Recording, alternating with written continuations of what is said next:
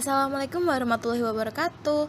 Halo teman-teman, kami dari kelompok 10 Kimia Farmasi Dasar dengan nama anggota kelompok Andara Galuh Pratista, Rizky Arif Maulida, Nur Nabila Fajri, Salwa Nabila Syakifah, Alivia Nur Sadrina, dan Tiara Nabaneta Asahi. Di sini kami akan menjelaskan seputar mengenai sublimasi. Yang pertama akan kita bahas adalah pengertian dari sublimasi. Sublimasi merupakan salah satu teknik dari pemurnian campuran yang memisahkan satu zat dari campurannya. Sublimasi ini merupakan perubahan wujud zat dari bentuk padat menuju ke gas tanpa adanya fase cair. Ini terjadi karena tekanan yang terlalu rendah dari zat tersebut sehingga molekul-molekul dalam zat itu melepaskan diri dari bentuk padatnya. Selanjutnya adalah kegunaan teknik sublimasi. Kegunaan teknik sublimasi adalah untuk memisahkan zat ketika analit dan zat pengotornya berada dalam fase yang sama, yaitu fase padat. Metode ini dapat diterapkan dalam pengeringan beku atau freeze drying. Prinsip kerja metode pemisahan secara sublimasi didasarkan pada campuran zat yang salah satunya dapat menyublim atau perubahan dari bentuk padat ke bentuk gas dan zat lainnya tidak menyublim. Salah satu contoh campuran yang dapat dipisahkan secara sublimasi adalah campuran iodin dengan garam. Selanjutnya yaitu syarat pemisahan campuran dengan sublimasi. Syarat yang pertama adalah suatu zat memiliki tekanan dan suhu di bawah T derajat dan P derajat. T derajat dan P derajat adalah tekanan dan suhu di mana zat berada dalam suatu keadaan yang setimbang. Persyaratan yang kedua yaitu partikel yang bercampur harus memiliki perbedaan titik didih yang besar sehingga kita bisa menghasilkan uap dengan tingkat kemurnian yang tinggi.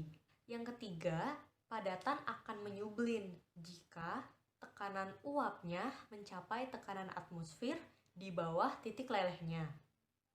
Dan yang keempat, secara teoritis, setiap zat yang dapat didestilisasikan tanpa terurai dapat disublimasikan pada suhu dan tekanan yang cocok.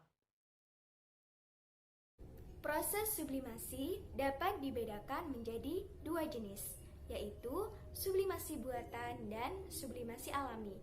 Sublimasi buatan merupakan proses sublimasi yang terjadi secara sengaja atau paksa dan terjadi pada skala industri maupun skala laboratorium. Salah satu contoh dari proses sublimasi buatan yaitu yang terjadi pada padatan iodin.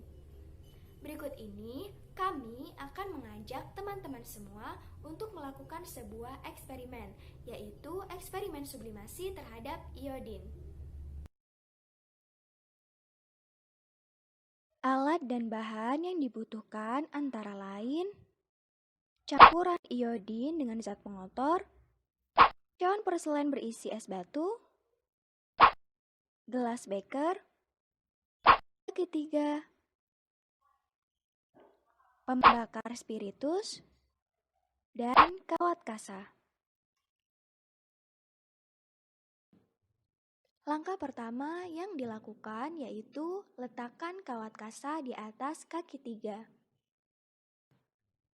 Lalu letakkan gelas beker di atas tungku. Setelah itu, masukkan padatan iodin ke dalam gelas beker. Lalu, letakkan cawan porselen yang berisi es batu di atas gelas beker. Panaskan iodin dengan cara nyalakan pembakar spiritus dan letakkan di bawah tungku.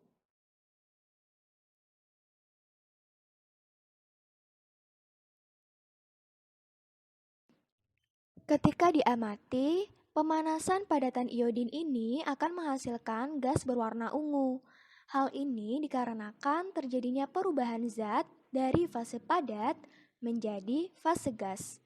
Padatan iodin menyerap energi panas sehingga terjadi perubahan zat dari fase padat menjadi fase gas. Proses berubahnya iodin padat menjadi iodin gas inilah yang disebut dengan proses sublimasi. Jika diamati lebih dekat lagi, pada bagian bawah permukaan cawan porselen terdapat kristal-kristal berwarna ungu kehitaman. Kristal ini terbentuk dari gas iodin yang melepaskan kalor saat bersentuhan dengan permukaan bawah cawan porselen yang berisi es.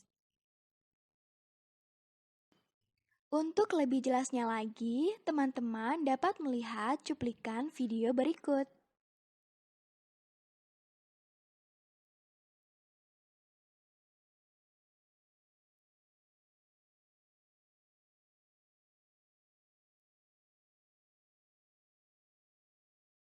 Selanjutnya adalah sublimasi alami, yang merupakan proses sublimasi yang terjadi secara natural atau akibat dari proses alam itu sendiri. Misalnya, sublimasi belerang yang terjadi pada kawah-kawah gunung berapi. Contohnya pada kawah Gunung Ijen yang selalu melepaskan gas vulkanik dengan konsentrasi sulfur yang tinggi dan bau gas yang terkadang menyengat. Belerang tersebut dihasilkan dari hasil sublimasi gas-gas belerang yang terdapat dalam asap solvatara yang berasal dari kawah bersuhu sekitar 200 derajat Celcius. Ketika asap tersebut menuju atmosfer, maka udara dingin di pegunungan akan mengondensasi secara alami gas yang mengandung belerang. Selanjutnya, belerang yang telah padat akan menumpuk di tanah lalu terkubur secara alami membentuk deposit atau endapan yang dapat berupa batuan padat.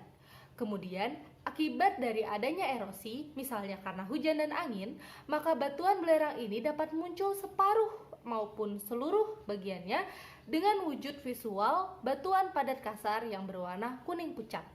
Biasanya, deposit belerang ini dimanfaatkan oleh penambang lokal maupun industri terdekat, seperti misalnya industri karet, melalui penggalian secara langsung. Metode freeze drying dilakukan secara non-termal. Prinsipnya adalah untuk menghilangkan kandungan air yang ada di dalam bahan dengan mengubahnya menjadi dari fase padat menjadi fase gas dengan melakukan teknik sublimasi, dan juga ia mengendalikan suhu serta tekanan. Prosesnya terjadi dalam 4 tahap. Yang pertama adalah persiapan bahan, yang kedua adalah proses pembekuan air menjadi es. Ini dilakukan dalam suhu minus 40 derajat Celcius. Yang ketiga adalah pengeringan primer, yaitu melakukan teknik sublimasi dengan menaikkan suhu menjadi 0 derajat Celcius. Kemudian yang terakhir adalah yang keempat, pengeringan sekunder, yaitu agar produk yang dihasilkan tidak membeku dan dapat beradaptasi dengan lingkungan luar, yaitu sekitar 35 derajat Celcius.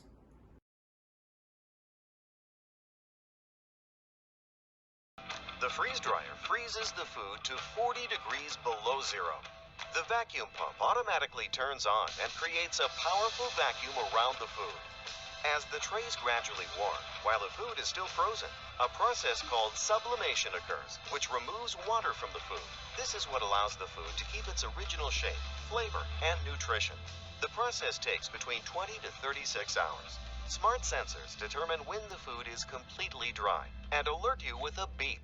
The process is entirely automatic. Pengaplikasian metode freeze drying dalam bidang farmasi saya ambil contoh menjadi 3. Yang pertama adalah pembuatan bahan dasar krim dengan menggunakan enzim.